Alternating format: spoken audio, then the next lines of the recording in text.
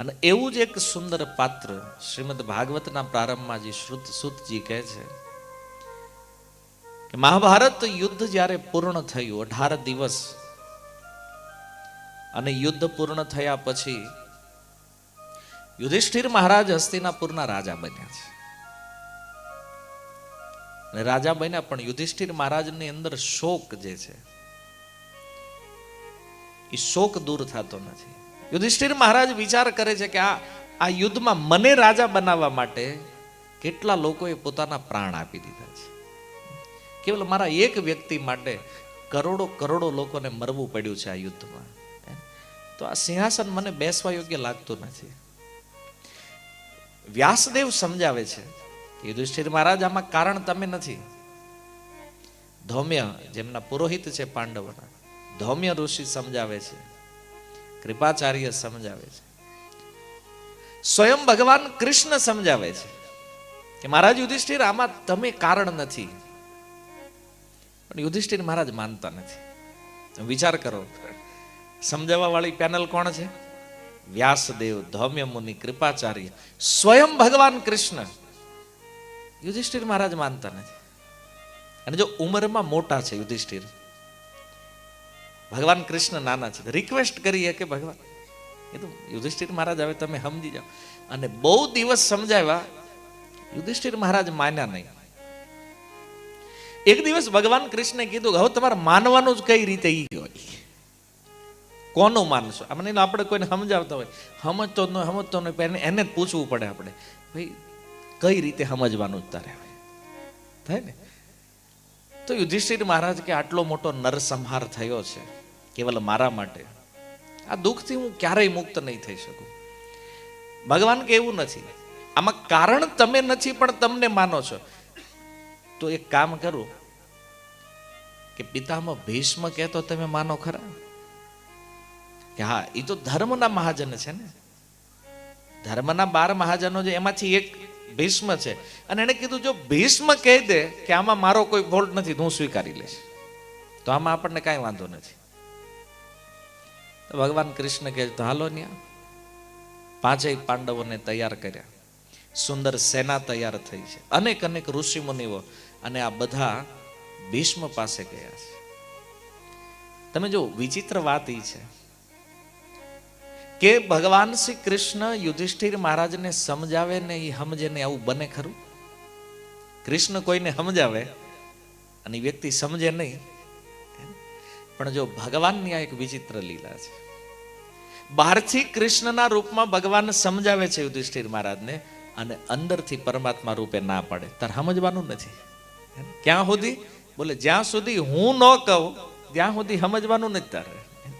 જો પોતાના ભક્તની મહિમાને મતચિત્તા, જેનું ચિત્ત ભગવાનમાં છે, ના ભક્ત કેવો હોય, આ વિશ્વને પ્રકાશિત કરવા માટે ભગવાને યુધિષ્ઠિર મહારાજના મનમાં એવો સંશય ઉત્પન્ન કર્યો છે કે યુધિષ્ઠિર મહારાજ પોતે કન્ફ્યુઝ છે કે મારે શું કરવાનું છે.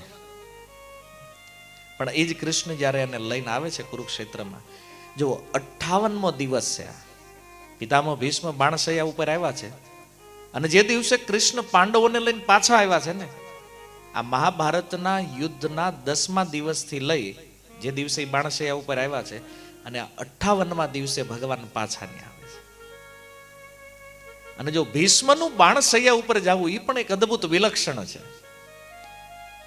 પિતામહ ભીષ્મ જ્યારે કુરુક્ષેત્રમાં યુદ્ધ કરે છે ને, તો યુદ્ધ કરતા કરતા ભીષ્મ વિચાર કરે છે કે મારે હવે આજ મારો અંતિમ દિવસ છે.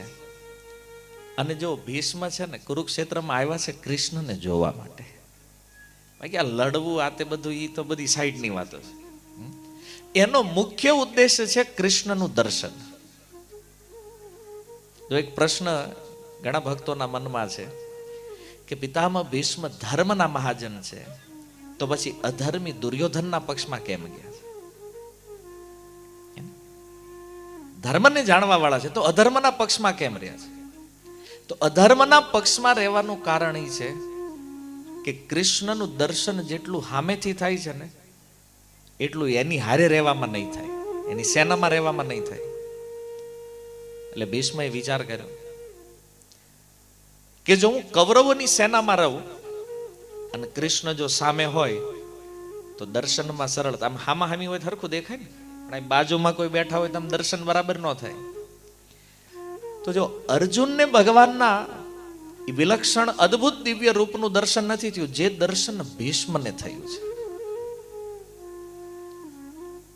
તો આ મૂળ કારણ છે દુર્યોધનની સેનામાં રહેવાનું ભીષ્મનું. અહીં ઘણા લોકો કહેતા હોય એનું અન્ન ખાધું હતું એટલે એને સેનામાં જવું પડ્યું. હવે દુર્યોધનનું ભીષ્મે ખાધું હતું, ભીષ્મનું દુર્યોધન ખાધું હતું? તમે તત્વથી વિચાર કરો, રાજ્ય કોનું છે? ભીષ્મનું. એ તો ભીષ્મએ ત્યાગ કરી દીધો રાજ્યનો, છોડી દીધું છે પોતાના પિતા માટે એ રાજ્યને, એટલે ધૃતરાષ્ટ્રના હાથમાં આવ્યું છે. ભીખ માગીને તો એ બાપ દીકરો બેઠા જ ભાઈ. તો ઘણી વાર લોકો એવું વર્ણન કરે, ના ના ભીષ્મ એનું અન્ન ખાધું છે ને એટલે એના પક્ષમાં રહેવું પડે. આ એક બાહ્ય વિચાર છે. તાત્વિક વિચાર એ છે કે ભગવાનના એટલા મહાન ભક્ત છે ભીષ્મ, અને આ જો સ્વયં ભગવાન એનું પ્રકાશન કરે છે કે મારો કેવો ભક્ત છે. આવા ભક્ત દુર્યોધનની સેનામાં ઘણી વાર મહાભારત કોઈ પહેલી વાર વાંચે ને આશ્ચર્ય થાય, ભીષ્મએ આ ખોટું કર્યું, એને આણી પર રહેવું જોઈએ પાંડવો બાજુ, પણ એ છે એ સાઈડ. તો એ જે પ્રશ્ન છે ને એનું સોલ્યુશન છે આ શ્રીમદ ભાગવત. કેમ ભીષ્મ સામેના પક્ષમાં, એની સ્તુતિ દ્વારા એ બતાવશે કેમ સામેના પક્ષમાં ગયા છે. પણ એક સંકલ્પ ભીષ્મના મનમાં તો શું, કે જીવનમાં જ્યારે પણ આંખ બંધ થાય ને ત્યારે કૃષ્ણ સામે હોવા જોઈએ. તો જ્યારે પિતામહ ભીષ્મને મારવાનો ઉપાય થયો પણ કોઈ ઉપાય કામ નહીં લાવ્યો, ભગવાને કીધું શિખંડીને લાવો. શિખંડીને ચડાવ્યો અર્જુનના રથમાં, આજ તારે આમાં રહેવાનું છે. અને શિખંડી જેવા સામે આવે છે તો ભીષ્મે શસ્ત્ર ત્યાગ કરી દીધો. કારણ કે આ શિખંડી કોણ છે? અંબા. પૂર્વ જીવનમાં કાશીરાજની કન્યા જે અંબા છે, શિખંડીના રૂપમાં આવી છે. તો પિતામહ ભીષ્મે જો શસ્ત્રનો ત્યાગ કર્યો ને, શિખંડીની પાછળથી અર્જુને તીર ચલાવ્યા છે. અને કેટલા બાણ માર્યા છે અર્જુને? બોલે ભીષ્મના શરીરમાં 1 ઇંચ જગ્યા એવી નથી જે અર્જુનનું બાણ નથી લાગ્યું, એટલા તીરથી વીંધી દીધા. અને ભીષ્મ જ્યારે એ રથ ઉપરથી પડ્યા છે તો રથ ઉપરથી પડતા પડતા છેલ્લે કોનું દર્શન કરે છે? ભગવાન કૃષ્ણ. અર્જુનના સારથી છે ને ભગવાન કૃષ્ણની અલૌકિક છબી પાર્થ સારથીના રૂપમાં એને પોતાની આંખોમાં વસાવી લીધી અને આંખ બંધ કરી. પછી કેટલા લોકો આવ્યા કુરુક્ષેત્રમાં, કેટલી વાતો થઈ, પણ ભીષ્મએ આંખ ખોલી. જે ભગવાન પાર્થ સારથી રૂપને પોતાના ચિત્તમાં એ કેમેરામાં ક્લિક કરી લીધું ભીષ્મએ, અને પછી આંખ બંધ કરી. બોલે કૃષ્ણને જોયા પછી આ સંસારમાં બીજું કાંઈ જોવાનું બાકી રહેતું અને હવે કાંઈ જોવું નથી. પછી તો જ્યારે ભીષ્મ પડ્યા તો દુર્યોધન આવ્યો, આની વ્યવસ્થા કરો, કારણ કે ડોકું લબડતું હતું. એ કે આને તકિયા, અર્જુને બાણથી તકિયા બનાવી દીધા. આ બધી જે ઘટના બની છે, પણ આમાં એક વિલક્ષણ વાત એ છે કે આ હરેક ઘટનામાં ભીષ્મએ ક્યાંય આંખ ખોલી, કારણ કે એનો ભાવ જે રૂપ જોયું છે ને એ જાવું જોઈએ. 58 દિવસથી ભગવાનના એ રૂપનું ધ્યાન કરે છે, રૂપ ધ્યાન. અને ધ્યાન કરતા કરતા આજે જો સ્વયં ભગવાન પ્રગટ થઈ રહ્યા છે. આ ભીષ્મ એક એવા ભક્ત છે, જો બધા ભક્ત ભગવાનને મળવા જાય છે, ભગવાનનું દર્શન કરવા જાય, આ ભીષ્મ એવા વિલક્ષણ ભક્ત છે. આજ સ્વયં ભગવાન એનું દર્શન કરવા આવ્યા છે. સ્વયં ભગવાનને થયું કે આજે આપણો આવો મહાન ભક્ત છે, આની મહિમાને આ જગત સામે પ્રકાશિત કરવી છે. અને એ ઉત્તરાયણનો દિવસ જ્યારે ભગવાન કુરુક્ષેત્રમાં પાંડવોને લઈને આવ્યા છે, અને પાંડવોને લાવ્યા, ભગવાને સૌથી પહેલા યુધિષ્ઠિર મહારાજને આગળ કર્યા. તમારે આગળ હાલવાનું છે, કે પહેલા મોટા છો ને, તમારે આગળ જઈને બેહવાનું જ પાય. પછી ભીમ, પછી અર્જુન, પછી સહદેવ ને પછી નકુળ, ક્રમ ગોઠવી દો. તો પાંડવ તમે ક્યાં રહેવા? હું વાહે રહી. તો હસ્તિનાપુરથી નીકળ્યા અને કુરુક્ષેત્રમાં એન્ટર થયા. ભીષ્મની શૈયા સુધી પહોંચ્યા નથી હજી, થોડા દૂર હતા. આંખ બંધ છે. તો પણ ભીષ્મને ખબર પડી ગઈ કૃષ્ણ આવ્યા છે. જો એક અદ્ભુત વિલક્ષણ આ પ્રસંગ છે. કોઈએ કીધું નથી કોણ આવ્યું છે, એની પાસે કોઈ ગયો, થોડા દૂર હતા ને, ત્યાંથી જ ભીષ્મને ખ્યાલ આવી ગયો કૃષ્ણ આવે છે, કૃષ્ણની એન્ટ્રી થઈ ગઈ છે. અચ્છા, કેવી રીતે ખબર પડી છે ભીષ્મને કૃષ્ણ આવ્યા છે? તો આચાર્યગણ કહે છે, ભગવાને જે માળા પહેરી છે, વનમાળા, અને માળામાં 5 પ્રકારના પુષ્પ છે, અને એને કહે છે વૈજયંતી માળા, જે કેવલ ભગવાન કૃષ્ણ પહેરે છે. આખા કુરુક્ષેત્રમાં બીજા કોઈ નથી પહેર્યા માળા. પણ ભગવાનની જે વૈજયંતી માળા, જે 5 પ્રકારના પુષ્પથી બની છે, પારિજાત, મંદાર ઇત્યાદિ, અને એની જે સુગંધ, હવા જ્યારે એ માળાને સ્પર્શ થઈ અને એ હવા જ્યારે ભીષ્મ સુધી પહોંચી, પિતામહ ભીષ્મએ સુગંધ લીધી, સુગંધ અનુભવી કે હા, વાસુદેવ કૃષ્ણ આયા ઉપસ્થિત છે. ભગવાનની માળાની પણ એક મહિમા છે. આપણને હાર પહેરાવે છે ને ભક્તોને, તો ભગવાનને ઓફર કરીને આપે છે હાર, તો એ માળાની પણ એક મહિમા છે. તો આપણે સમજતા નથી એટલે ઉતારીને પણ કાઢી દઈએ તરત. પેલા નેતાઓને કેમ કોઈ માળા પહેરાવે તો પહેરા ભેગી જ કાઢીને મૂકી દે.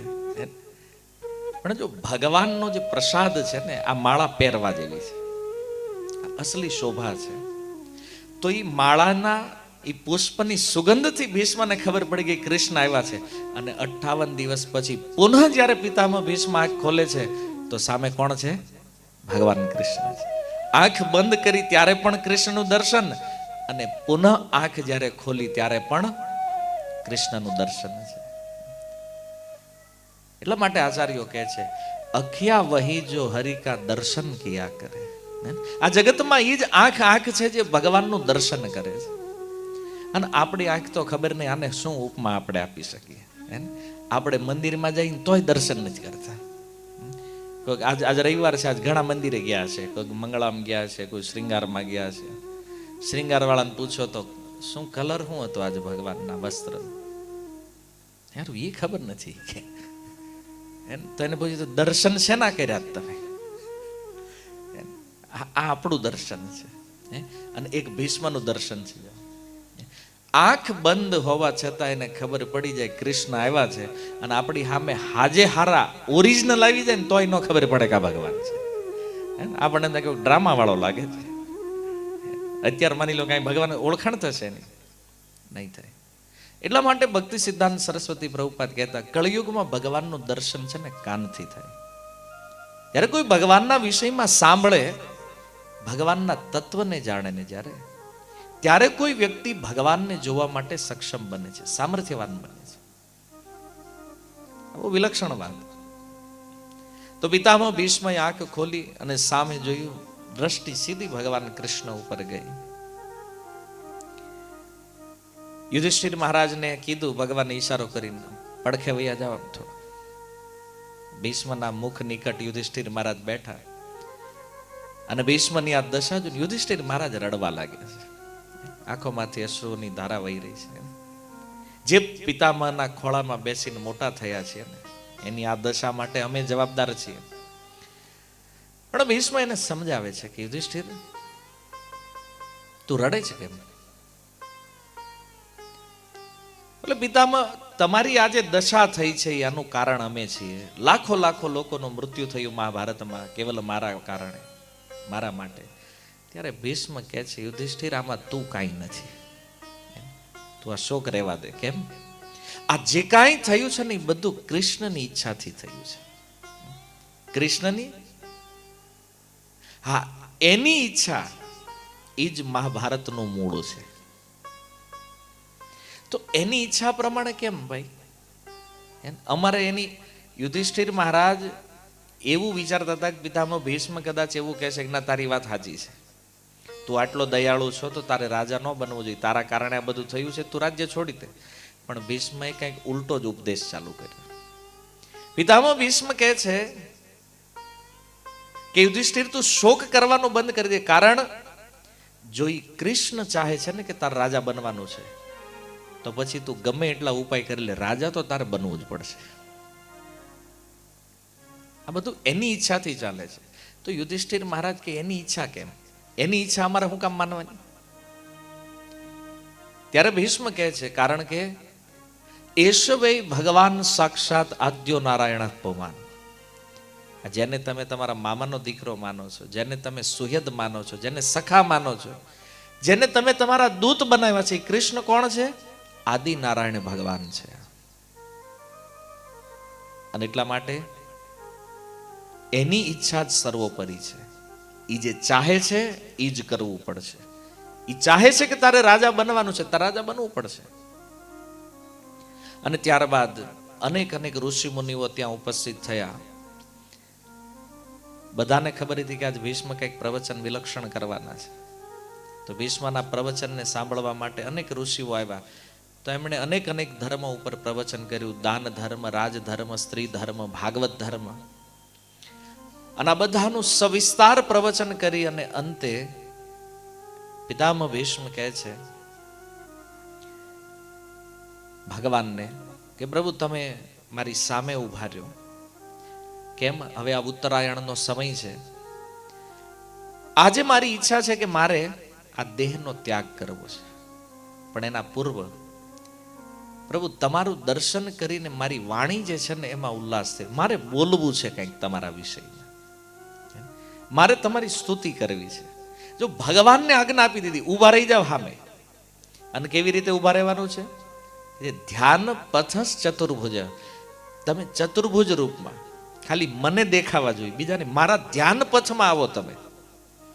અને જો ભીષ્મ સૂતા છે, સામે ભગવાન ચતુર્ભુજ નારાયણના રૂપમાં ઉભા રહી ગયા છે, અને ભગવાનનું ખુલ્લી આંખે ધ્યાન કરે છે. આજકાલ લોકો ધ્યાન કરે છે આંખ બંધ કરી, ભીષ્મ ધ્યાન કરે છે આંખ ખોલીને. અને જો સૌથી મોટા યોગી છે, યોગીઓનો વિષય છે ધ્યાન.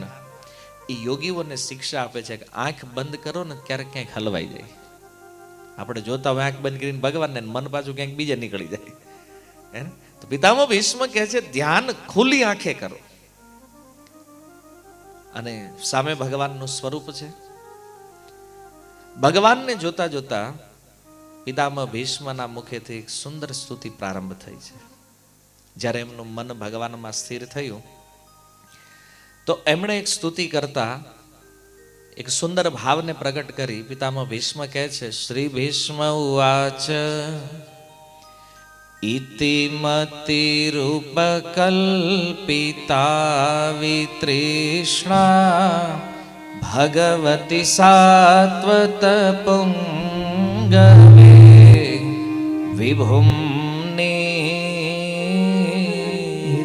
મતિરૂપકલ્પિતા વિતૃષ્ણા ભગવતી સાત્વત પુંગવે વિભુમ્ની સ્વસુખમુપગતે ક્વચિદ વિહર્તુમ પ્રકૃતિમુપેયુષ્યદ્ભવ પ્રવાહ સુખમુપગતે ક્વચિદ વિહર્તુમ પ્રકૃતિમુપેયુષ્યદ્ભવ પ્રવાહ પ્રકૃતિમુપેયુષ્યદ્ભવ પ્રવાહ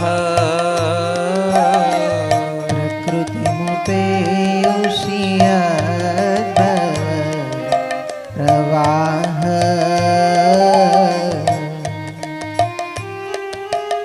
ભીષ્મ કહે છે ઇતિ મતિ રૂપકલ્પિતા વિતૃષ્ણા. ઇતિ મારી આ જે મતિ છે, કેવી મતિ? તો એનું એક વિશેષણ પિતામહ ભીષ્મ આપે છે વિતૃષ્ણા. વિતૃષ્ણાનો અર્થ છે જેની સંસારમાં કોઈ કામના નથી, જેની કોઈ ઈચ્છા નથી, જે કોઈ વિષયમાં લાગેલી નથી, એવી જે શુદ્ધ થયેલી જે બુદ્ધિ છે. ભીષ્મ કહે છે આવી બુદ્ધિ હે કૃષ્ણ, હે સાત્વત પુંગવ, આ હું તમને સમર્પિત કરું છું. જો ભગવાનને કોઈ વ્યક્તિ જ્યારે પોતાની બુદ્ધિ, પોતાનું મન જ્યારે સમર્પિત કરે છે, તો એમાં ભગવાનની એક કન્ડિશન છે. અને કન્ડિશન શું છે? કે સંસારના કોઈ વિષયોમાં લાગેલું મન જે છે ને, કૃષ્ણ કે એ નહીં હાલે. હે ને? શુદ્ધ 100% પ્યોર જે બુદ્ધિ છે, મતિ જે છે, કૃષ્ણ કે છે આ મતિ મારામાં લાગે છે. અને એટલા માટે આપણે એ સમજવું પડે છે કે ઘણીવાર લોકો કહેતા હોય અમારું મન છે ને લાગતું નથી ભગવાનમાં. અરે ભાઈ, સંસારમાં લાગ્યું છે, કેવી રીતે ભગવાનમાં લાગી જાય? હે ને? જેને પ્રશ્ન તો કરી અમારું મન લાગતું નથી ભગવાનમાં, તો માની લો એનો ઉપાય તમને બતાવી દઈ કઈ રીતે મન લાગે, તો શું લાગે તમને? લાગી જાય મન? તો ગીતામાં ભગવાને બતાવ્યું છે કે મન કઈ રીતે લાગે. લોકો ટ્રાય કરે છે પણ લાગતું નથી. જો વિચારણીય વાત એ છે, ભગવાન શુદ્ધ મતિને ચાહે છે. તો પિતામહ ભીષ્મ કહે છે કે પ્રભુ હું મારી મતિને સમર્પિત કરું છું. કોનામાં? કે છે ભગવાનમાં, ભગવતે. કયા ભગવાનમાં? કે જે સાત્વત પુંગવે, જે સાત્વત વંશની અંદર જે શ્રેષ્ઠ છે એવા જે વૃષ્ણિવંશી ભગવાન કૃષ્ણ છે, એમાં મારી મતિને હું સમર્પિત કરું છું. તો જો ભગવાન વિતૃષ્ણ મતિની ઈચ્છા શા માટે રાખે છે? તો એનું એક કારણ છે. શ્રીલ વિશ્વનાથ ચક્રવર્તી પાદ આ શ્લોકની ટીકામાં બહુ સુંદર વાત લખે છે. મતિ જે છે ને એક કન્યા છે, એની ઉપમા એક કન્યા સાથે આપવામાં આવી છે. અને જો કન્યાના વિવાહ કરવાના છે, હવે સ્વાભાવિક છે કોઈની પણ કન્યા છે તો એનો અલ્ટિમેટ ટાર્ગેટ શું છે? વિવાહ. વિવાહ કરવા છે પણ હવે વર ગોતવો પડશે. તો ભીષ્મ કહે છે મારી આ જે મતિરૂપી કન્યા છે એના માટે મેં એક વરનું શોધન કર્યું, એક વર શોધ્યો છે. એ કોણ છે? કૃષ્ણ. પણ હવે પ્રશ્ન એ છે કે આપણે નક્કી કરી લઈએ કે આપણી દીકરીના વિવાહ આપણે અહીંયા કરવા છે, પણ ઓલાને જ પૂછવું જોઈએ ને, ભાઈ તમારે હાલશે કેમ થાય? બરાબર. માની લો કોઈ કન્યા છે, એના માતા પિતા છે, અને એ નક્કી કરે કે આપણે અંબાણીને હગું થવું છે. હવે તેને વૈજ્ઞાનિક છોકરો એ કહી જે હતા એ બધા પરણી ગયા, પણ હું ખાલી એક્ઝામ્પલ આપું તમને કે ભાઈ કોઈ પણ માતા પિતા અથવા કન્યા પોતાના માટે શ્રેષ્ઠ વરની અપેક્ષા રાખે છે. ભાઈ સારામાં સારો છોકરો હોય, સંસ્કારી હોય, ગુણવાન હોય, બધી રીતે પરિપૂર્ણ હોય, આવો છોકરો જોતો છે. તો તમારી ડિમાન્ડ 100% હાજી, પણ ઓલા વરને તો પૂછવું પડશે ને કે એને આ કન્યા હાલશે કે નહીં. તમારે અંબાણીને આગળ થવું, પણ અંબાણીને જ પૂછો એને થવું છે કે નહીં. હે ને? તો ભગવાન કૃષ્ણ કહે છે તમારી જે કન્યા છે એની હારે હું વિવાહ કરવા માટે તૈયાર છું, પણ મારી કન્ડિશન શું છે? વિતૃષ્ણા. ઈ કન્યા કોઈ પ્રકારે વ્યભિચારી ન હોવી જોઈએ. હવે માની લ્યો કોઈ એવી કન્યા છે કે જે 4-5 જગ્યાએ સંબંધ બનાવીને બેઠી છે, અને એની વાત કોઈની સાથે ચલાવવામાં આવે અને એ છોકરાને ખબર હોય કે આના 5 જગ્યાએ સંબંધ છે, એ એની હારે વિવાહ કરે ખરો? કોઈ છોકરો જાણતો હોય કે આ છોકરી તો ઓલરેડી વ્યભિચારી થઈ ગઈ છે, આની હારે કોણ વિવાહ કરશે? તો કૃષ્ણ કહે છે તમારી જે મતિ છે ને, આ મતિ જ્યાં સુધી સંસારના વિષયોમાં લાગેલી છે ત્યાં સુધી શું છે? વ્યભિચારી છે. વ્યભિચાર સમજો છો ને? તો આવી વ્યભિચારી કન્યા સાથે આ જગતમાં આજે પણ કોઈ વિવાહ નથી કરતું ભાઈ. તો પછી આપણી જે આ મતિરૂપી કન્યા છે, જે બુદ્ધિ છે, જેના વિવાહ આપણે કોની હારે કરવા છે? કૃષ્ણ સાથે, દ્વારકાધીશ સાથે. તો કૃષ્ણને જ પૂછવું પડશે ને કે અમારી આ દીકરી છે એ હાલશે કે નહીં તમારે? અને જો બધાની પાસે એક એક કન્યા છે, એ છે બુદ્ધિ. આપણી જે મતિ છે એના વિવાહ આપણે કૃષ્ણ સાથે કરવાના છે. તો કૃષ્ણની એક કન્ડિશન છે કે એમાં કોઈ પ્રકારનો વ્યભિચાર હોવો જોઈએ નહીં. અચ્છા, વ્યભિચાર શું છે? તો કે બુદ્ધિનું સાંસારિક વિષયોમાં લાગવું. આ સંસારના વિષયોમાં જ્યાં સુધી બુદ્ધિ લાગેલી છે, કૃષ્ણ કહે છે આવી બુદ્ધિ મારે હાલે. મારે તો એવી કન્યા, એવી બુદ્ધિ જોઈએ જે કેવલ મારામાં લાગી છે. ગીતામાં અર્જુનને કીધું બીજા અધ્યાયમાં, અર્જુન વ્યવસાયાત્મિકા બુદ્ધિ એકેહ કુરુ નંદન. અર્જુન ઈ બુદ્ધિ જે કેવલ મુજ એકમાં લાગેલી છે, તો વિવાહ માટે કૃષ્ણ રેડી છે. અને બાકી વ્યભિચારી કન્યારે વિવાહ કરે કોણ? પછી આપણે એમ કહેતા હોય કે અમારું મન ભગવાનમાં લાગતું નથી. કેમ લાગે? અમારી બુદ્ધિ ભગવાનમાં લાગતી નથી. ભાઈ સંસારમાં લાગી છે, ત્યાંથી એને કાઢો અને ભગવાનમાં લગાડો. તો આ આપણે કરતા નથી. અને બસ ડિમાન્ડ એ છે કે વિવાહ અહીંયા જ થવા જોઈએ. પણ ભગવાન ક્લિયર ગીતામાં કહે છે, અધ્યાય 14 શ્લોક ક્રમાંક 26, મામચયો અવ્યભિચારેણ ભક્તિ યોગે ન સેવતે.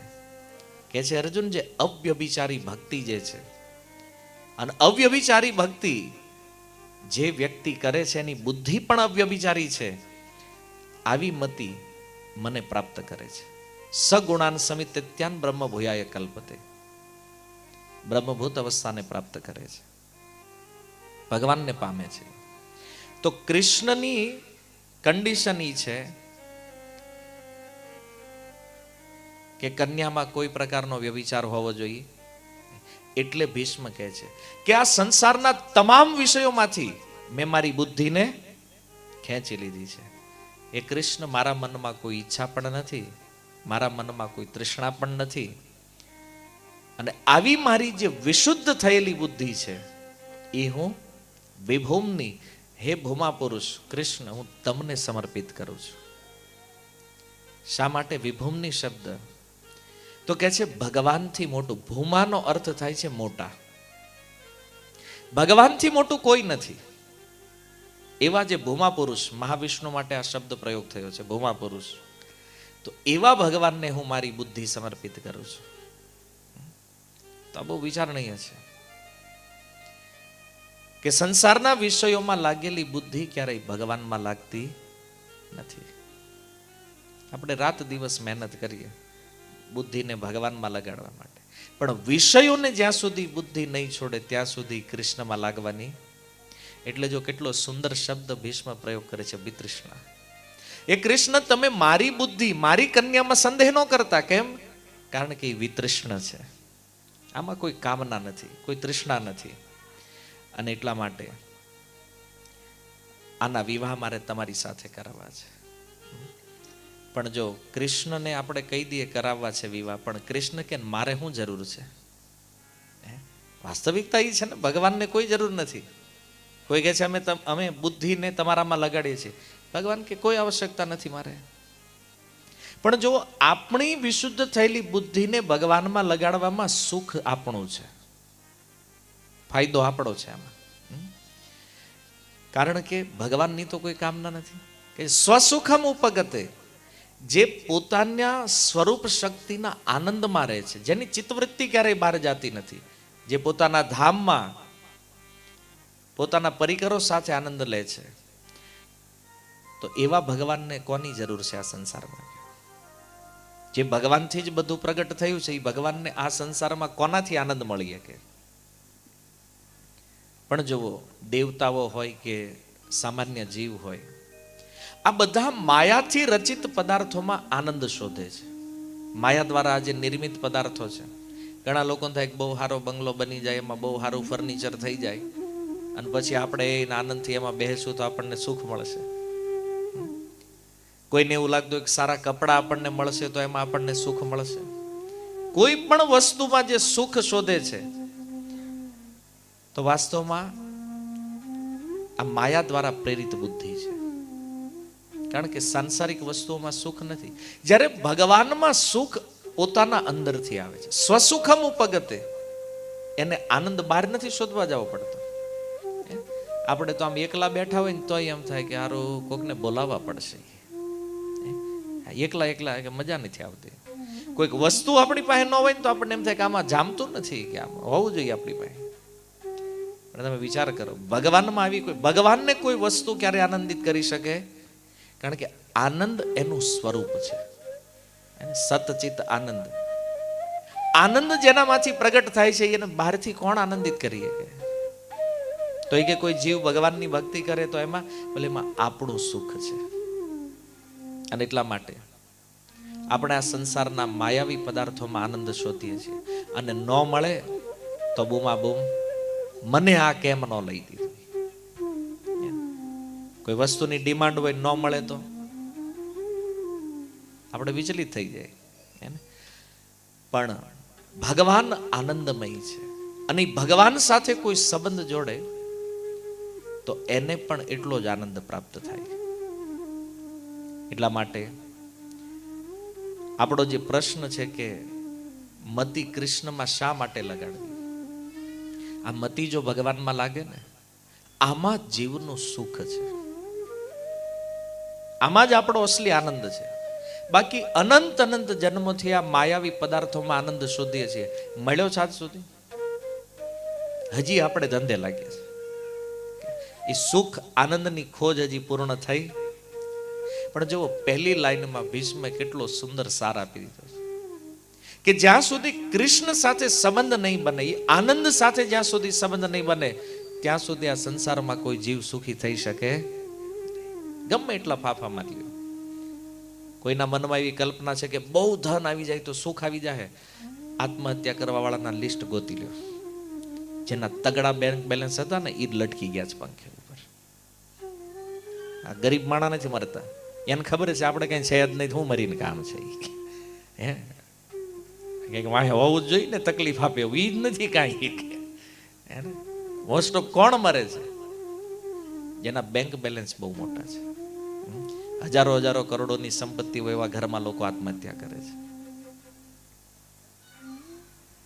કારણ જો માયામાં સુખ છે, ધનમાં છે, તો આજે આર્થિક વિકાસ તો આપણે બહુ કર્યો છે, તો પછી આ બધી સમસ્યા સુલઝી જવી જોઈએ. પેલા એમ લાગતું હતું પૈસા નથી એટલે પ્રોબ્લેમ છે, હવે થયા લ્યો સુલટાવો. એમ ધન વધ્યું છે ને. અચ્છા, એક પ્રશ્ન છે કે ધન વધ્યું, આપણે સારા મકાનોમાં રહેતા થયા, સારા કપડાં પહેરતા થયા, સારી ગાડીઓમાં આવતા થયા, પ્રોબ્લેમ તમારા જીવનમાં વધ્યા છે ઘટ્યા છે? શું કહેવું તમારું? વધ્યા છે. પૈસા નહોતા ને તો પરિવારમાં ભેગા રહેતા, આ થયા એટલે જુદા થયા. થોડુંક સાંભળવામાં તમને એમ લાગશે કે સારું થોડુંક કડવું છે, કારણ કે કંઈક કંઈક આપણે આમાં હોય. અચ્છા, પેલા પૈસા નહોતા, લગ્નનું ટેન્શન હતું, થઈ જ જાય. અને પછી આપણે આર્થિક વિકાસ કર્યો, બંગલા હોય તો વ્યવહાર નથી થતા. રિયાલિટી છે સમાજ. આપણને થયું આર્થિક વિકાસ આપણને સુખી કરશે. એને જેમ દુકાનોમાં ચોકલેટ મળે ને, એમાં જ ડ્રગ્સ મળે છે આ સુરતમાં. હરેક સ્કૂલોની આ ચિંતા છે, વાલીઓની ચિંતા છે. સુખ વધ્યું ઘટ્યું છે, સમસ્યા વધી રહી છે. જો સમાજના હરેક ક્ષેત્રમાં તત્વથી વિચાર કરો તમે, હરેક ક્ષેત્રમાં સમસ્યા વધી રહી છે.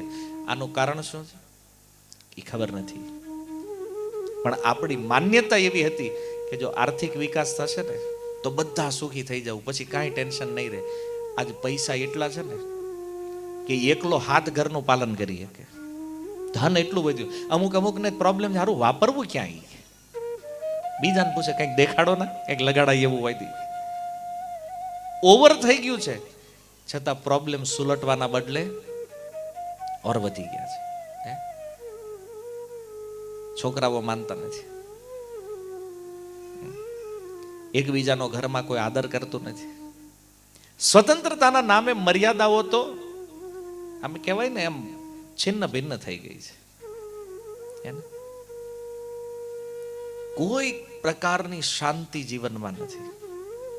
બધા લોકો રાત દિવસ ભાગે છે અને મનમાં એક સંકલ્પ લઈને કે જીવનમાં એવું શું કરીએ કે જેનાથી શાંતિ આવે, પણ માર્ગ ખબર નથી.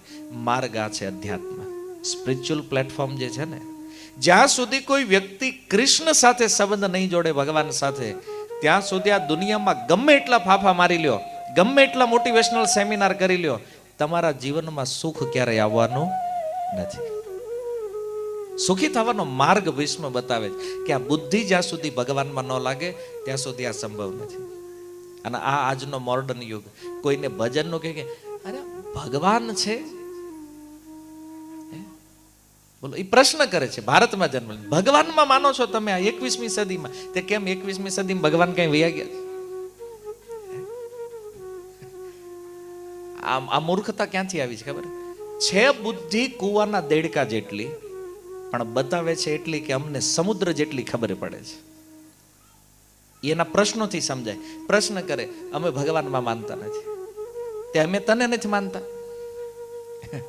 હે ને, તું ભગવાનમાં નથી માનતો, તને હું કામ માનવા? આજે શાળાઓની અંદર શિક્ષકો, ખાસ કરીને જે સાયન્સના ટીચરો છે ને, જેને વિજ્ઞાન ઉપર બહુ પાવર છે, શું કહે છે? ભગવાન નથી. કેમ? બોલે સાયન્સ ના પાડે છે. અમે કેવી સાયન્સ જ નથી. તમે ભગવાનને જ અમે સાયન્સને જ નથી માનતા. પણ જો અજ્ઞાન એટલું વધી ગયું, પ્રશ્ન શું કરવો ને એ ખબર નથી, એમાંય બુદ્ધિમત્તા નથી. હમણાં મારા એક ભક્ત છે, એમના દીકરાને એના વિજ્ઞાનના શિક્ષકે તિલક કરીને જાય ને એટલે ઓલા સરને એમ થાય કે આની હળી વધારે કરવી છે આપણે. તેને પ્રશ્ન કર્યો, એ કે તમે ભગવાનમાં માનો છો? તો કે હા. તો કે મારું માનવું એવું છે કે ભગવાન છે ને એક એલિયન છે, એક શક્તિશાળી એલિયન છે ને એ આપણને બધાને કંટ્રોલ કરે છે. એટલે મારું માનવું એવું છે કે ભગવાન નથી. અને એ વિદ્યાર્થીને કીધું કે ભગવાન હોય તો તું સાબિત કરીને બતાવી. એટલે એણે મને ફોન કર્યો, મને કે પ્રભુજી આવો પ્રશ્ન કર્યો ને રોજ હેરાન કરે છે. કાંઈ વાંધો નહીં, 2 મુદ્દા રેડી કરી લે, તારે એને પૂછવાનું. સાયન્સને માનો છો ને તમે? હા. માંજરામાંથી માણા આવ્યા? હા. સાબિત કરો.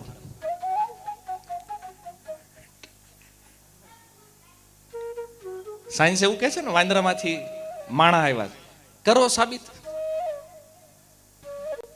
હાલો, જેને જેને પાવર હોય વિજ્ઞાનમાં, કરો સાબિત. હાલો લાવો વાંદરામાંથી માણા. આવે તોય માનો છો ને? સફેદ જૂઠ આખું ગામ માને. બીજી થિયરી યાદ કરી લો, બિગ બેંગ થિયરી. વિજ્ઞાન એવું કહે છે એક ધમાકો થયો ને એમાંથી બ્રહ્માંડનું સર્જન થયું. મેં કીધું સાહેબને કહેજે બધા ફટાકડા, બધા બોમ્બ આપણી તરફથી. ધમાકો કરો ને કંઈક બનાવો. એને નાનું એવું મોડલ બનાવો બ્રહ્માંડનું, આપણે બહુ મોટું નથી બનાવવું આખું બ્રહ્માંડ. થાય ચેલેન્જ. બધા પ્રશ્નનો ઉત્તર છે. કોઈને એમ લાગતું હોય ને અમે બહુ બુદ્ધિમાન છીએ. તમારી બુદ્ધિ અને તમારા તર્ક આ શાસ્ત્ર 1 મિનિટમાં ધ્વસ્ત કરી નાખે. સનાતન ધર્મના વિજ્ઞાનમાં પાવર છે, અને વિજ્ઞાનને ચેલેન્જ છે આપણે. એક શ્લોક ખોટો સિદ્ધ કરીને બતાવો શાસ્ત્રમાંથી. આનો થાય. બહુ પાવર કહ્યું એને આ જ કહેવાનું, વાંદરામાંથી માણા બનાવ્યો.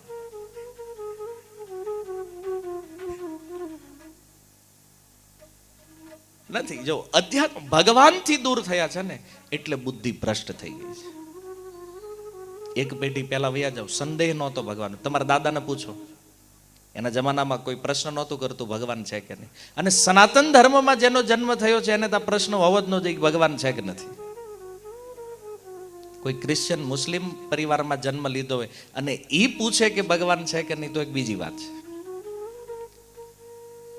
5 પૈસા કમાતા થયા ને 2-5 ચોપડા ભણી લીધા, ભગવાનને ચેલેન્જ કરવા માંડ્યા તમે.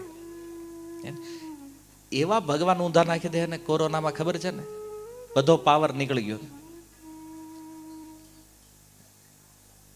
સામર્થ્ય હતું તમારા સાયન્સની અંદર કોઈને બચાવવાનું નથી. પ્રકૃતિને ચેલેન્જ નહીં. નાનું મોટું કંઈક પરિવર્તન આવી જાય ને પ્રકૃતિમાં, ત્યાં આપણને કેણપા જવું એ ખબર નથી રહેતી.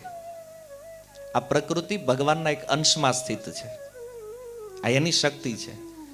અને એટલા માટે સારી છે કે જો સંસારમાં સુખી થવું છે તો એનો ઉપાય માત્ર એક છે, ભગવાન સાથે કનેક્ટ થવું પડશે. કોઈ વ્યક્તિ એમ કે મારે શું કામ ભજન કરવું, શું કામ ભગવાનને માનવા, તો દુઃખી થાવ ને હેરાન થાવ, અમને ક્યાં વાંધો છે? મરી જાઓ, આત્મહત્યા કરીને મરો, શું તકલીફ છે ભાઈ? કેમ કે સહી માર્ગને જો સમજવો જ નથી અને બુદ્ધિ એટલી જ નિકૃષ્ટ થઈ ગઈ છે. હવે વિચાર કરો, આવી બુદ્ધિ ભગવાનમાં લાગે કઈ રીતે? એટલે ભીષ્મ કહે છે કે બુદ્ધિને વિતૃષ્ણ, એને શુદ્ધ કરવાની જરૂર છે. અને એને શુદ્ધ કરીને જો ભગવાનમાં લગાવશો તો જીવનમાં સુખ આવશે. આનંદનો સ્ત્રોત ભગવાન છે. અને એટલા માટે સારરૂપ વાત ઈ છે કે કૃષ્ણથી પરે કાંઈ નથી. એટલા માટે એ કૃષ્ણમાં કનેક્શન, આનંદનું સ્વરૂપ કૃષ્ણ છે. અને આનંદ સાથે કનેક્શન બનશે તો આપણું જીવન પણ આનંદમય બનશે. અને નહીતર પછી રોતા રહ્યો જીવનભર. ક્યારેક દીકરો રડાવે, ક્યારેક દીકરીઓ રડાવે, ક્યારેક મા બાપ રડાવે, ક્યારેક સંતાનો રડાવે. સમસ્યાઓ ચાલે, રડવાનું ચાલુ છે. એટલા માટે ભગવાનમાં મનને લગાવવું. જો વારંવાર ગીતામાં ભગવાન મય્યર પિતમના, એ અર્જુન તારું મન જે છે ને તું મારામાં લગાડ. આ સુખનો માર્ગ છે. સત્સંગ દ્વારા આપણે આ શીખવાનું છે. એટલા માટે આ સત્સંગની વ્યવસ્થા છે. પણ જો આજકાલ લોકો સત્સંગમાં જાતા નથી, જાય છે ત્યાં મળતું નથી. આપણે પૂછીએ શું કરીને આવ્યા? સત્સંગ કરીને. કેટલા વર્ષથી કરો? 25 વર્ષથી. તો જીવનમાં કોઈ પરિવર્તન તો છે નહીં. 25 વર્ષથી સત્સંગ કરો, જીવનમાં કોઈ પરિવર્તન નથી. કેવો સત્સંગ કરો છો ભાઈ? સત્સંગનો અર્થ જ છે જે સત વસ્તુથી નિકટ લઈ જાય. તો બધી વાતોનો સાર એ છે કે બુદ્ધિને ભગવાનમાં લગાવવી આ પરમ પુરુષાર્થ છે. ભગવાનની અનેક લીલાઓ છે. પણ જો ભીષ્મને પૂછવામાં આવ્યું, ભાઈ તમારું મન ક્યાં અટવાણેલું છે, કઈ લીલામાં છે, તમે શું વિચારો છો કૃષ્ણના વિષયમાં? ત્યારે ભીષ્મ કહે છે, ત્રિભુવન કમનમ તમાલવર્ણમ રવિકર ગૌરવરાંબરમ દધાને त्रिभुवन कमनं तमालवर्णं रविकर गौरवराम्बरं दधाने त्रिभुवन कमनं तमालवर्णं रविकर गौरवराम्बरं दधाने त्रिभुवन कमनं तमालवर्णं रविकर गौरवराम्बरं दधाने वपुरलककुलावृताननाब्जं विजय सखेरतिरस्तु मे नवद्या पुरलककुलावृताननाब्जं विजय सखेरतिरस्तु मे नवद्या वपुरलककुलावृताननाब्जं विजय सखेरतिरस्तु मे नवद्या पुरलककुलावृताननाब्जं विजय सखेरतिरस्तु मे नवद्या विजय सखेरतिरस्तु मे नवद्या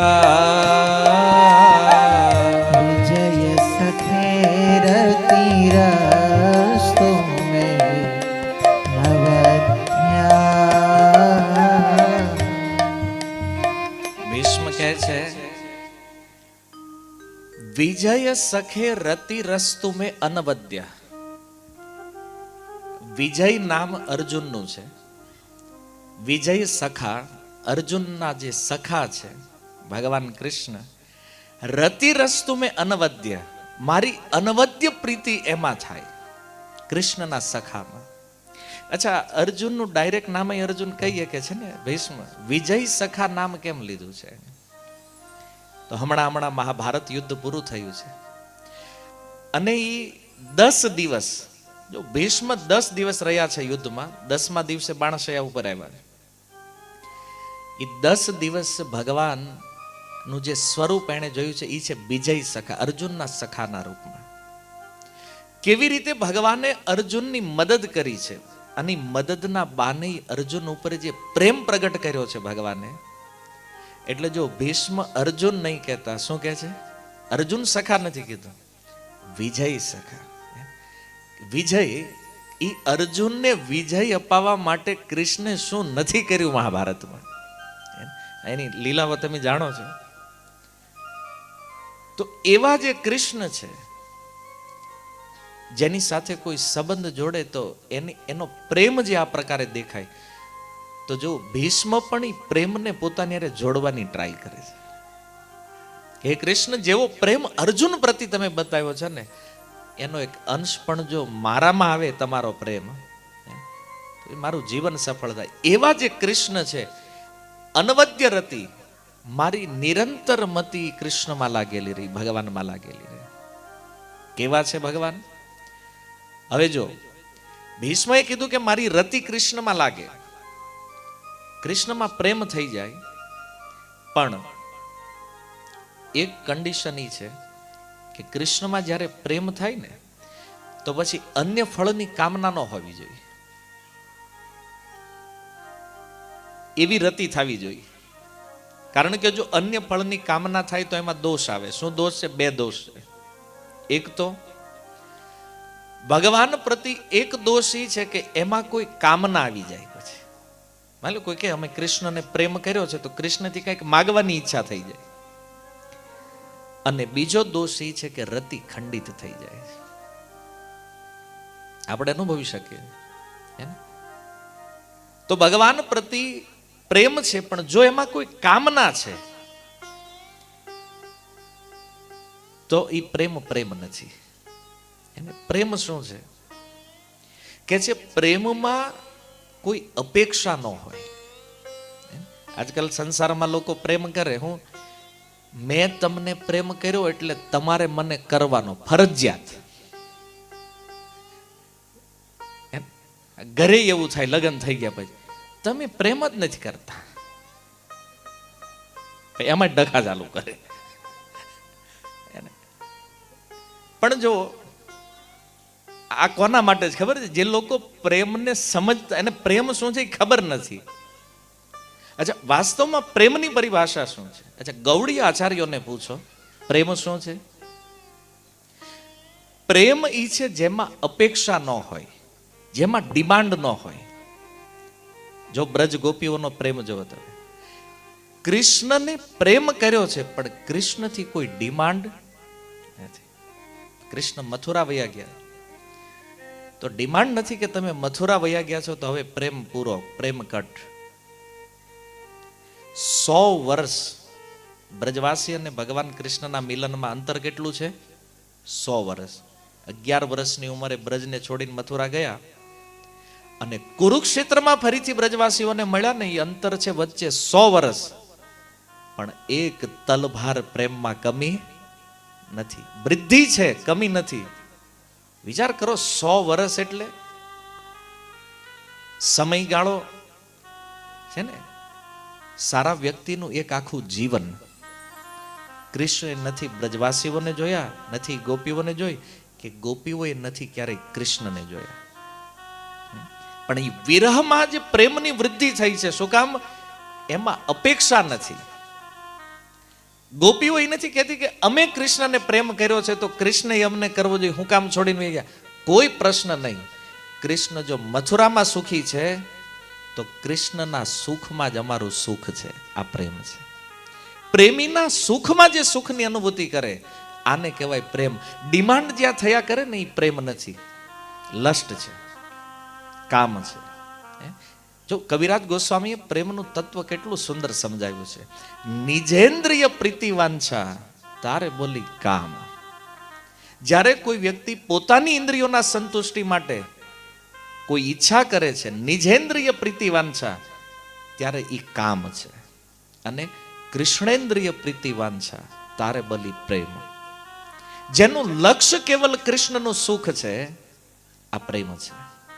અને ગોપીઓના જીવનનું સુખ શું છે જાણો છો?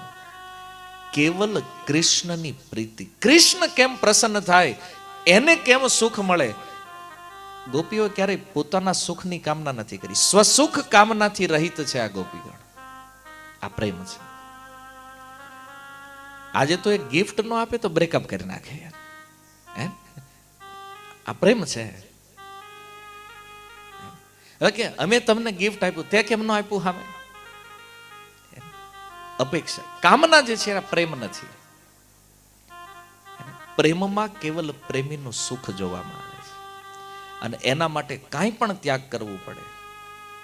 ત્યાં સુધી કે તમે કોઈને પ્રેમ કરો અને એ તમને પ્રેમ ન કરે તો ડિમાન્ડ ન હોવી જોઈએ કે મેં કર્યો છે તમારે પ્રેમ કરવો પડશે. અને જો આ ડિમાન્ડ આવી તો આ પણ પ્રેમ નથી, કામના આવી ગઈ ને. મેં પ્રેમ કર્યો તો તમારે કરો, સ્વસુખ વાસના આવી ને. તો જે પોતાના સુખની વાસનાથી રહિત છે, આ છે વિશુદ્ધ પ્રેમ. તો ભગવાન પ્રતિ જ્યારે પ્રેમ થાય અને પછી ભગવાનથી કંઈક માગવાની ઈચ્છા થાય ને, કંઈક ડિમાન્ડ થાય, ત્યારે સમજી લેવું કે આ દૂધમાં કોઈકે લીંબુ નીચવી દીધું છે. આવું થઈ જાય. દૂધ વિશુદ્ધ છે પણ કોઈ ખટાશ એમાં પડે ત્યારે દૂધનું સ્વરૂપ જે છે એ વિકૃત થઈ જાય. એમ ભગવાનથી કોઈ જીવ પ્રેમ કરે પણ જ્યારે એમાં ડિમાન્ડ ઊભી થાય, જ્યારે એમાં કામનાઓ ઊભી થાય, ત્યારે એ પ્રેમ શું થાય છે? ખંડિત થાય છે. અને એટલા માટે બીજો દોષ એ છે કે રતિ જો ખંડિત થાય, તૂટી જાય, આવી ત્રુટક રતિ જે છે આ પ્રેમ નથી. પ્રેમ કેવો જોઈએ? કપિલ ભગવાન કહે છે તૈલ ધારાવત, જેની અખંડ ધાર છે. એમાં બ્રેક ન હોય. પછી એને આજ વધ્યો કાલે ઘટ્યો, બ્રેક નહીં. તો વાસ્તવમાં ભીષ્મ એવો પ્રેમ, ભીષ્મ કહે છે કે હે કૃષ્ણ, મારો જે પ્રેમ અનવદ્ય રતિ, જે રતિ જે મારી તમારામાં થઈ છે ને, આ ખંડિત ન થવી જોઈએ. અનવદ્ય, નિત્ય, નિરંતર. જેમ નદીઓ નિરંતર સમુદ્રમાં પ્રવેશ કરતી રહે છે, એમાં મારી આ ચિત્તવૃત્તિ જે છે એ કૃષ્ણ, આ તમારા જે અર્જુન સખા, પાર્થ સખા જે રૂપ છે, આ રૂપમાં મારી અનવદ્ય પ્રીતિ રહે. અને જો ભીષ્મને આ રૂપ બહુ ગમે છે, પાર્થ સારથી રૂપમાં ભીષ્મ આસક્ત છે. કારણ કે અર્જુન પ્રતિ જે પ્રેમ કુરુક્ષેત્રમાં બતાવ્યો છે ને, આ સર્વોપરી છે. વિચાર કરો, દ્વારિકામાં રહે છે ભગવાન, સોનાની નગરી છે અને લાખો લાખો સેવકો છે સેવા કરવા માટે. અને કૃષ્ણ કુરુક્ષેત્રમાં શું કરે છે? અર્જુનનો રથ ચલાવે છે. જો એક ડ્રાઈવરનું કામ કરવું એક નિકૃષ્ટ કાર્ય છે ને સંસારમાં, કૃષ્ણ કરે છે. જ્યારે જ્યારે અર્જુનની સેવાની જરૂર પડી, કૃષ્ણએ કરી છે. આખો દિવસ યુદ્ધ ચાલે, અર્જુન થાકી ગયા હોય, રથમાંથી ઉતરીને શિબિરમાં જઈને હોઈ જાય. કૃષ્ણ શું કરે? રથમાંથી ઘોડાઓને છોડવાના, ઘોડાઓને ખવડાવવું, એને પાણી પીવડાવવું, અને ક્યાંક તો એનું છાણ ઉઠાવવાનું, રથમાં લાગેલા શસ્ત્રો, ક્યાંક રથ ભાંગતૂટ થયો હોય એને રિપેર કરવું. અર્જુન સુઈ જાય ને પછી કૃષ્ણ આ સેવા કરે છે અર્જુનની. અને ભીષ્મ જાણે છે અર્જુન પ્રત્યેના જે સખ્ય ભાવનો જે પ્રેમ છે, એવા કૃષ્ણમાં મારી પ્રીતિ થાય કે જેમાં મારી કોઈ કામના નથી, મારી વિતૃષ્ણ બુદ્ધિ કૃષ્ણમાં. કેવા કૃષ્ણમાં? તો 4 વિશેષતા બતાવી. સૌથી પહેલા કહે છે ત્રિભુવન કમનમ.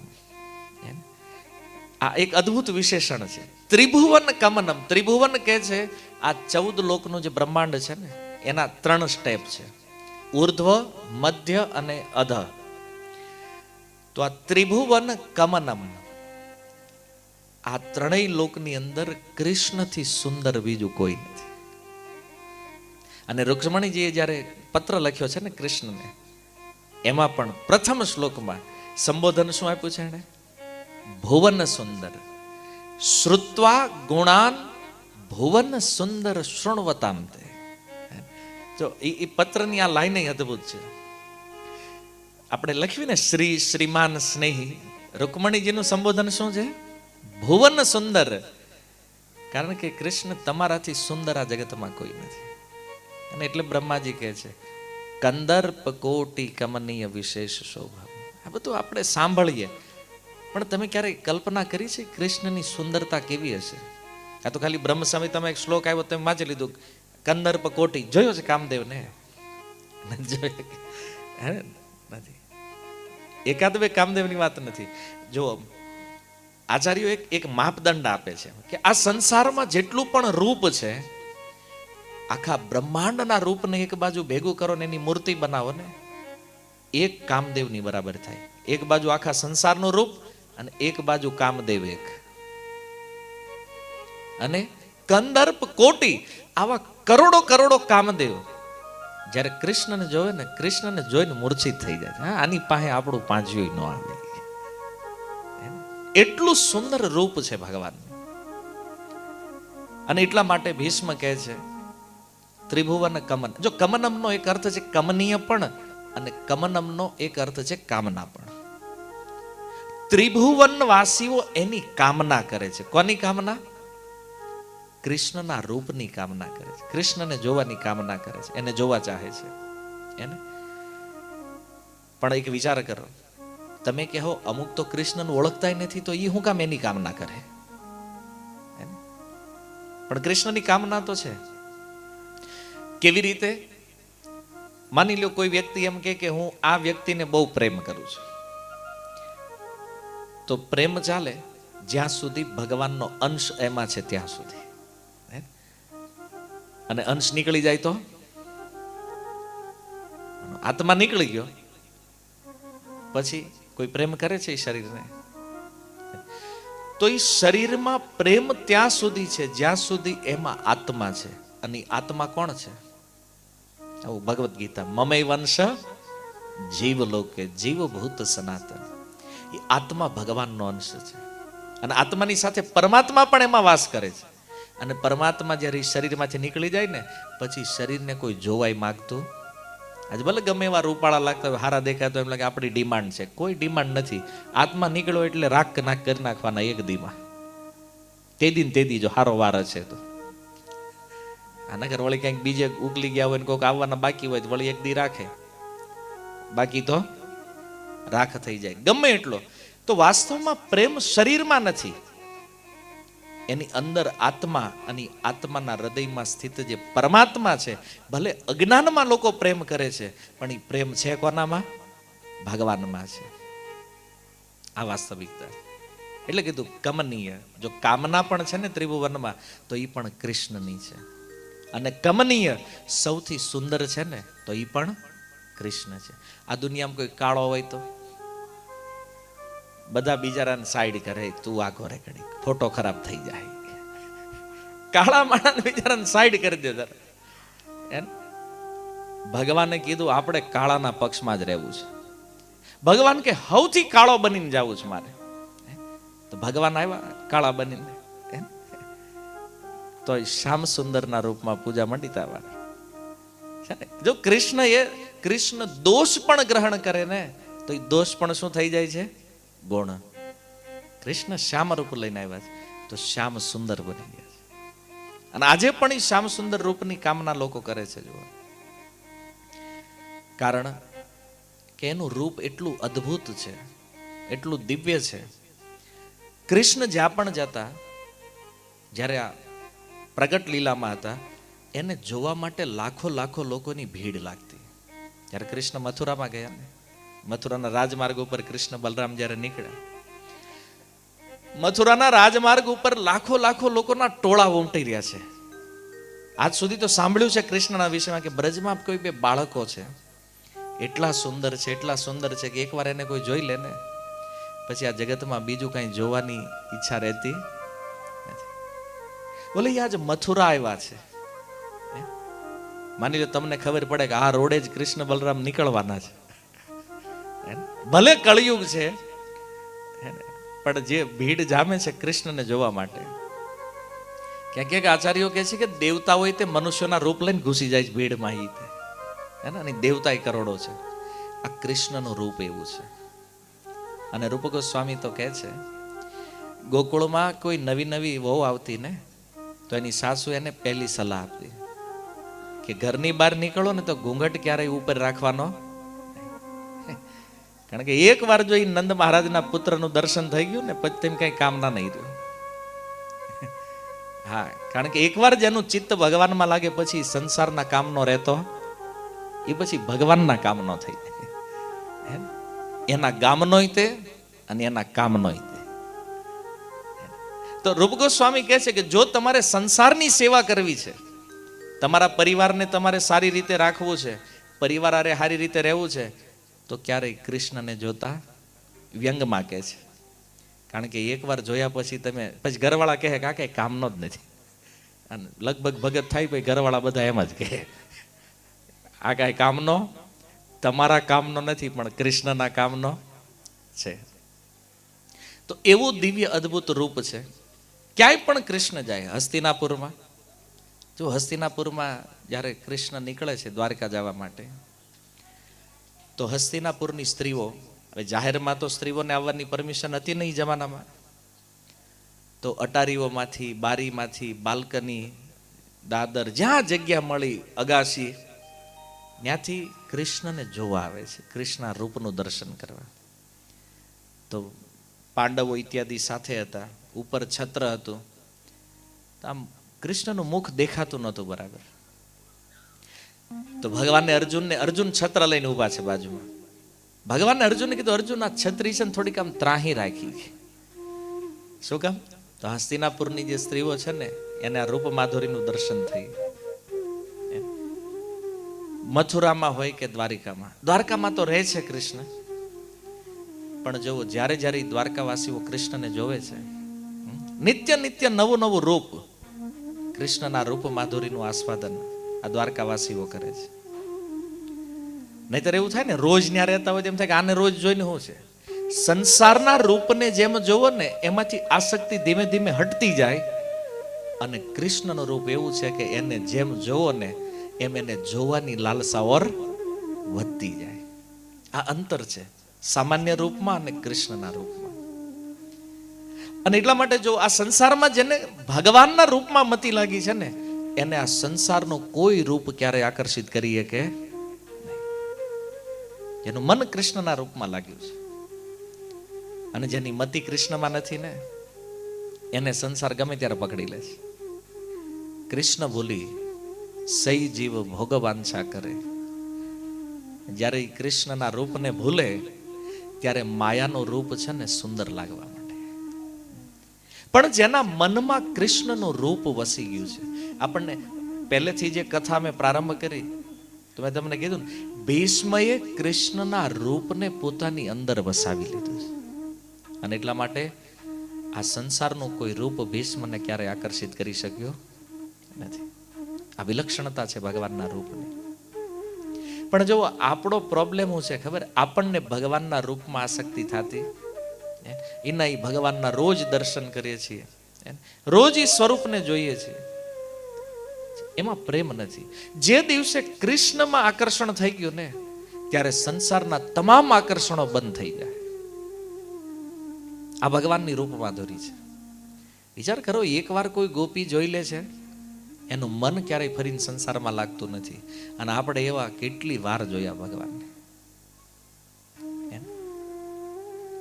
કેટલી વાર દર્શન કરીએ છીએ ભગવાનના, છતાં જે જડ બુદ્ધિ છે ને, આપણી બુદ્ધિ જડ છે અને ભગવાનને પણ જડ સમજે છે.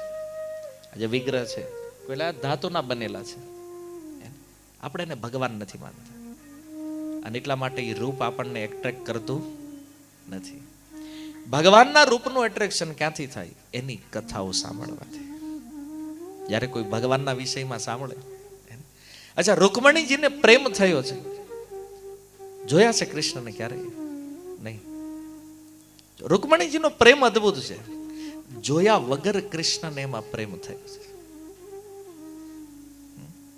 પત્ર જ્યારે લઈને બ્રાહ્મણ આવે છે તો રૂકમણીજી એમાં લખ્યું છે, શ્રુત્વા ગુણાન ભુવન સુંદર શૃણવતામ તે.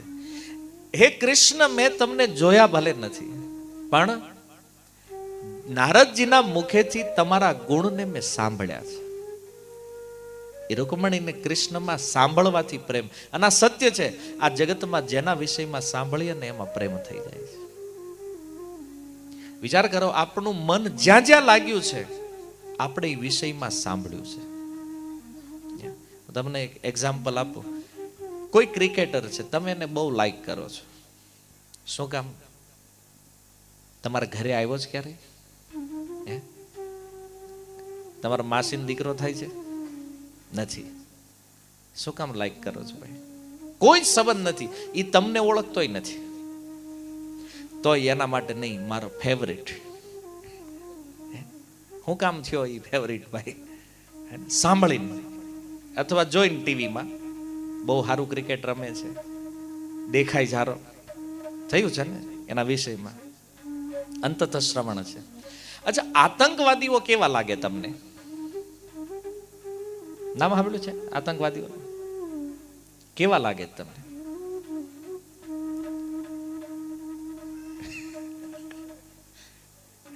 ઘણાને એમ થાય કે સામે આવે તો આપણે ગોળી મારી દઈએ ને લાગે. તમારું શું બગાડ્યું છે એને? કોઈ દી તમારા શેરીમાં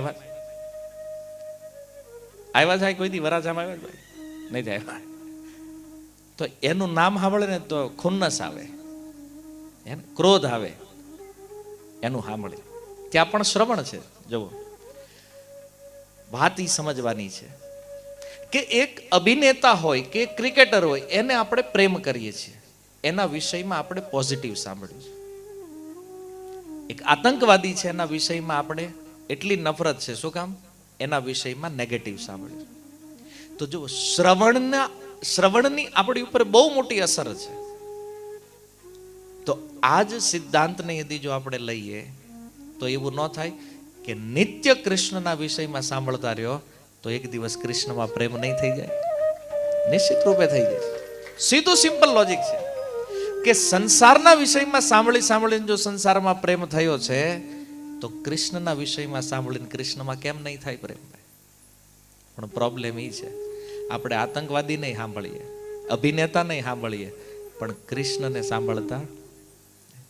એટલે જ ભગવાને કદાચ કુરુક્ષેત્ર ચોઈસ કર્યું છે કે અહીં બોલું, કદાચ ધ્યાન આવે. એને ગીતા ક્યાં કીધી? બોલે યુદ્ધમાં. તો આમાં કઈક સાંભળવા જેવું છે.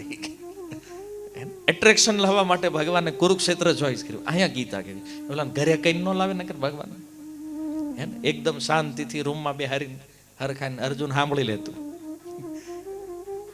અને પછી રેડી કરીને લાવ્યા હોત ભગવાન. પણ એવું નથી. શું કામ?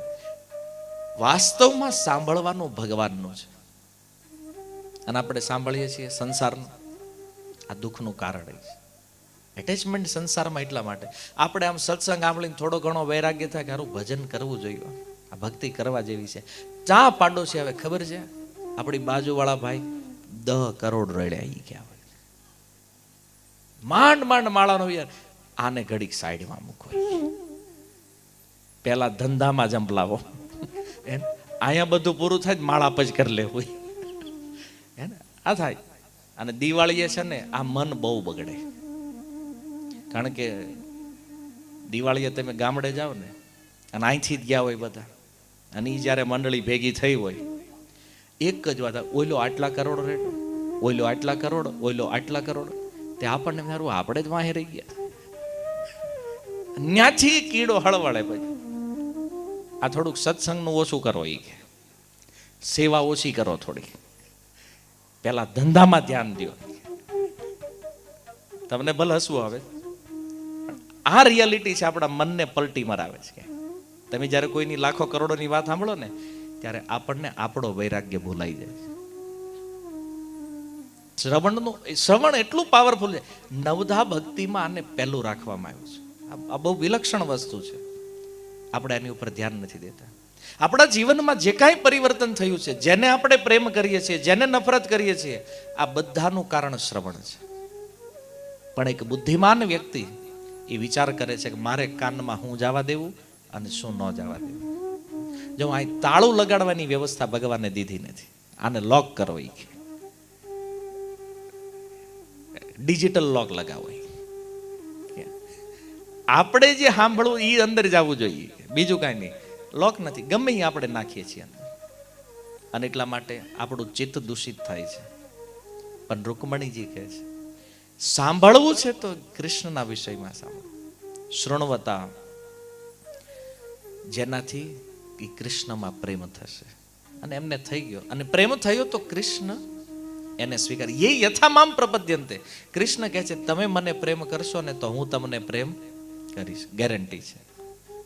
એને રૂકમણીને તો કૃષ્ણ નથી જોયા, તો આવ્યા ને લેવા ભગવાન. એને બે એકબીજાને જોયા નથી.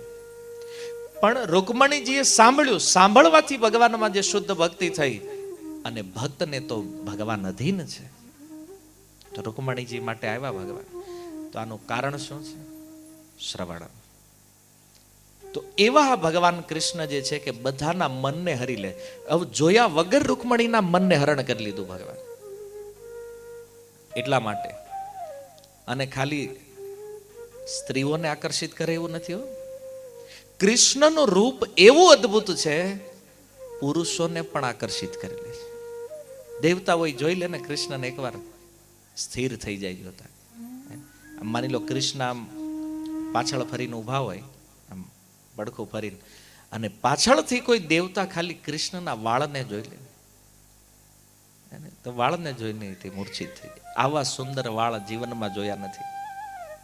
તમને એમ લાગશે કે હારું આ ઓવર થઈ ગયું લાગે બધા. ભગવાનના વાળ તો છે, એની તુલના સંસારમાં કોની હારે કરીએ. પણ જો ભગવાન જ્યારે મોહિની રૂપમાં આવ્યા ને, શિવજી આસક્ત થઈ ગયા. હવે તમે વિચાર કરો, કામ વિજયી ભગવાન શિવ, એને પણ આ મોહિની રૂપે આકર્ષિત. આ કૃષ્ણનું આકર્ષણ છે. કોઈ જેને એટ્રેક્ટ.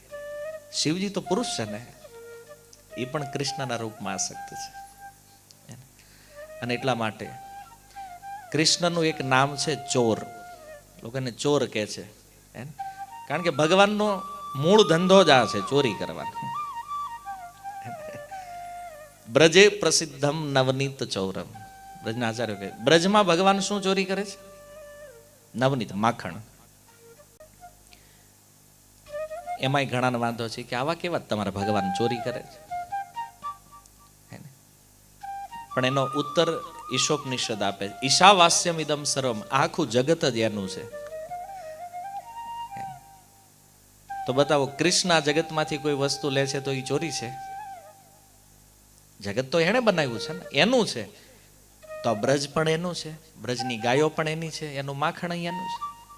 એનું માખણ ગમે ત્યાંથી લે ભાઈ. અસલી ચોર કોણ છે ખબર છે? આપણે. બધું ભગવાનનું છે, કરી લીધું આપણા નામે.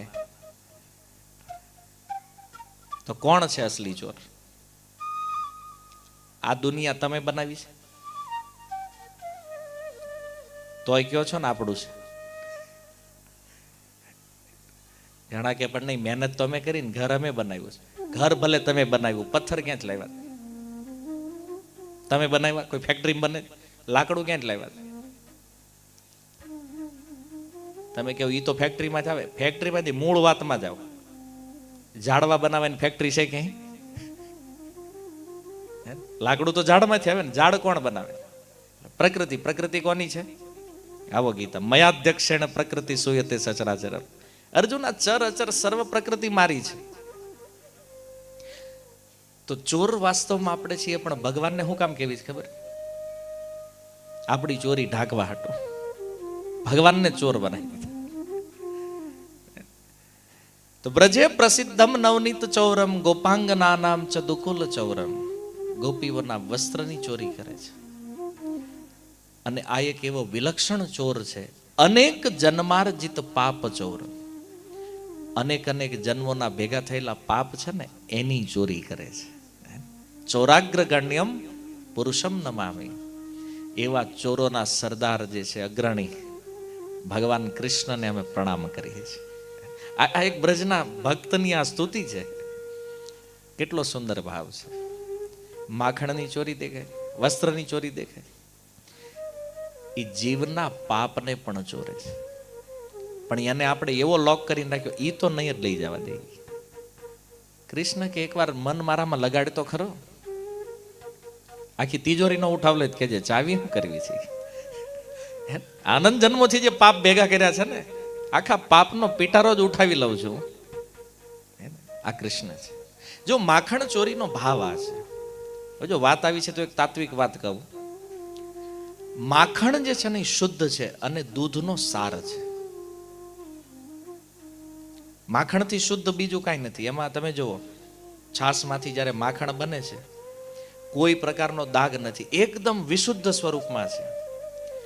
એમ ભગવાન કૃષ્ણ કહે છે, જ્યારે કોઈ પોતાના ચિત્તનું મંથન કરે અને મંથન કરીને પોતાના મનરૂપી શુદ્ધ માખણને જ્યારે પ્રાપ્ત કરે, તો કૃષ્ણ કહે છે જેનું મન શુદ્ધ થયું છે એણે મારા તરફ આકર્ષિત થવાની જરૂર નથી. હું સ્વયં આવીને એવા મન દ્વારા ચોરાઈ જાઉં છું. મતલબ એના મનની ચોરી હું કરી લઉં છું. તો શુદ્ધ મન, જો એ જ વાત આવશે છેક સુધી. વિતૃષ્ણા બુદ્ધિ જે ભીષ્મએ કીધી છે ને, આવી બુદ્ધિ કૃષ્ણને પણ આકર્ષિત કરે છે.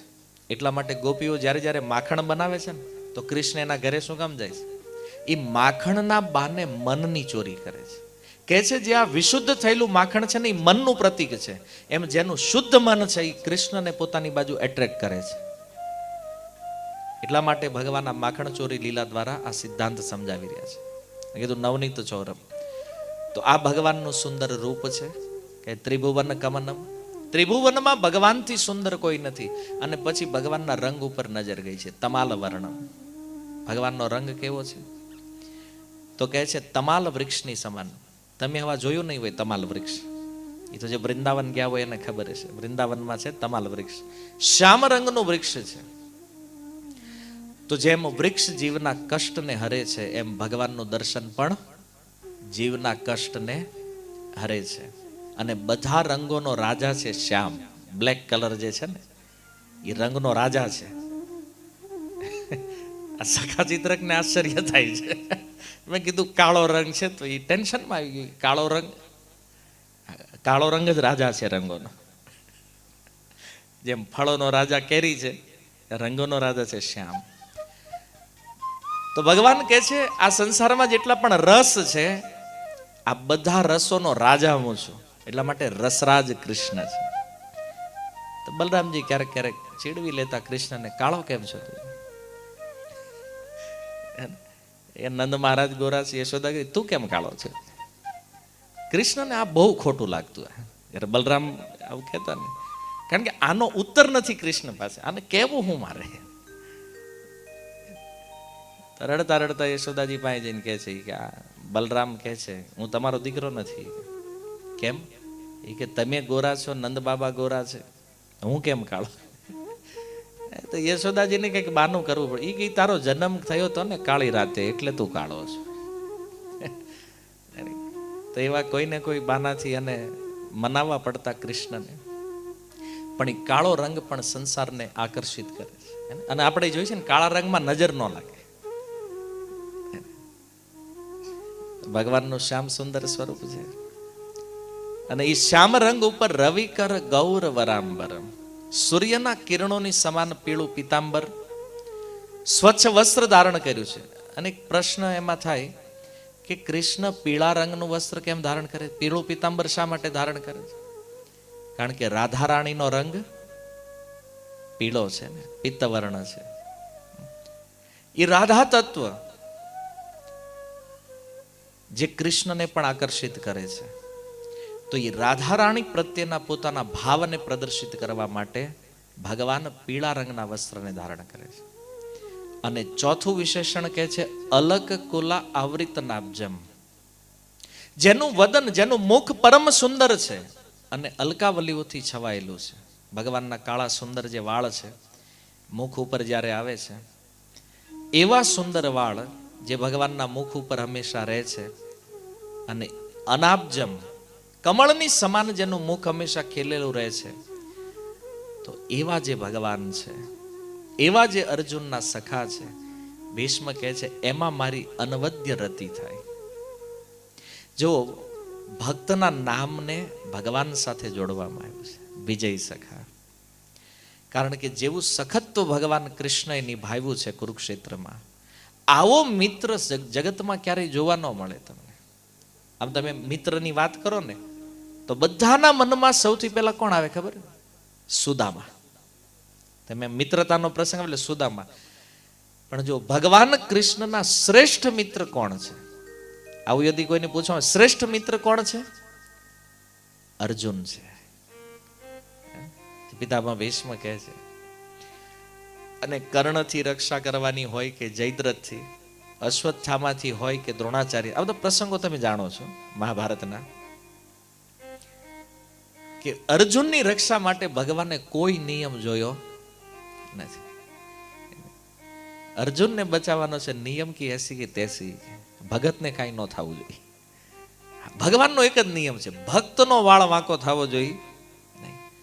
અને એ ભીષ્મે બધું જોયું છે કુરુક્ષેત્રમાં જે થયું ને, અર્જુનને બચાવવા કૃષ્ણે શું શું કર્યું, એની દહદીમાં થઈ ગયું હતું બધું. અને એટલા માટે ભીષ્મને એ ભાવ સ્મરણ આવે છે, લીલાઓ, કે એવો પ્રેમ જે પોતાના ભક્ત પ્રત્યે કરે છે, એવા કૃષ્ણમાં મારી અનવદ્ય પ્રીતિ થાય. આ શુદ્ધ ભક્તનો ભાવ છે.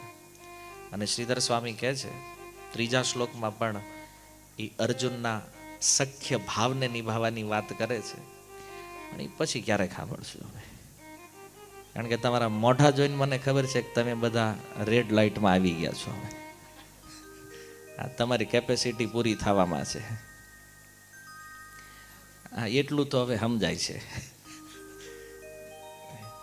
કારણ કે કેપેસિટી નથી ને કળિયુગમાં સાંભળવાની. બાકી તો હવે મજાનો વિષય હતો, પણ વાંધો નહીં, જેટલું સાંભળ્યું છે એટલું જ કામનું છે. હે કીર્તન કરીએ ના લોકો થોડા મૂડમાં રહે, ન કરી કે આનો સત્સંગ હોય બીજી વાર જવું નથી કે આપણે કે આ પૂરું કરતા ને ટાઈમે. પણ વિષય સારો છે. મને કીધું, હું તો કંઈક બીજા વિષયના વિચારમાં હતો, પણ મને કીધું ભીષ્મ સ્તુતિ સાંભળ્યું તો એ તો હવે ગાગરમાં સાગર જેમ જ એને. પણ બે શ્લોક કથાના વિષયમાં કીધું ને આચાર્ય, કથા અધૂરામાંય પૂરી છે, પૂરીમાં પણ અધૂરી છે. આ કથાનો ભાવ છે. અને આની આ વાતો કેટલી વાર સાંભળી છે, રિપીટ તો એ બધું આમાં નિત્ય નવ હૈ, આમાં રોજ નવું જ આવે છે. આ પણ ભાગવતની એક વિલક્ષણતા છે. તો કહેવાનો અર્થ એ છે કે ભગવાનના વિષયમાં જો આ શ્રવણ નિત્ય નિરંતર ચાલતું રહેશે, સહજ કળયુગની અંદર પણ ભગવાનમાં આપણી પ્રીતિ થશે, ભગવાનમાં પ્રેમ થશે. અને ભગવાનમાં પ્રેમ થાવો ને, આ જ મનુષ્ય જીવનનું લક્ષ્ય છે, અને જીવનની સફળતા પણ આ છે. એટલા માટે આજ તો તમને થોડો સમય મળ્યો છે, પણ નિત્ય નિરંતર કથાઓનું શ્રવણ કરતા રહ્યો. શ્રીમદ ભાગવતમ વાંચો, ભગવદ્ ગીતાનું વાંચન કરો, અને જેના દ્વારા નિશ્ચિત રૂપે તમારી મતિ કૃષ્ણમાં લાગી જશે. આજ સત્સંગનો સાર છે. હરે કૃષ્ણ કૃષ્ણ કૃષ્ણ હરે હરે, હરે રામ રામ રામ હરે હરે. શીલ પ્રભુપાદ કી. નિતાય ગૌર પ્રેમાનંદે.